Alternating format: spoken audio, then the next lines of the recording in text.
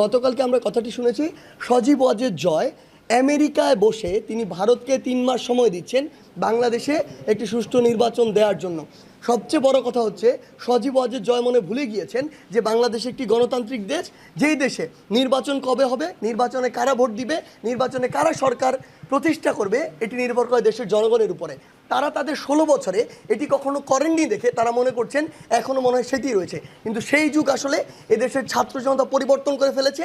এই দেশে কবে নির্বাচন হবে, জনগণের দ্বারা নির্বাচিত হয়ে কে সরকার গঠন করবে, এটি এই দেশের জনগণই নির্ধারণ করবে। ধন্যবাদ। আচ্ছা, আমরা আমাদের জায়গা থেকে স্পষ্ট মনে করি আসলে যে শিক্ষার্থীরা রাস্তায় থাকবে এটি কোনো স্থিতিশীল পরিবেশের উদাহরণ নয়। একইভাবে পুলিশ তাদের দায়িত্ব পালন করবে না, এটিও স্থিতিশীল পরিবেশের উদাহরণ নয়। বরং দেশকে যদি আমরা স্থিতিশীলতার দিকে নিয়ে যেতে চাই, তাহলে যার কর্মক্ষেত্র যেটি তাকে সেই জায়গায় কাজ করতে হবে। প্রথমে আমি আমাদের তরুণ প্রজন্মে যে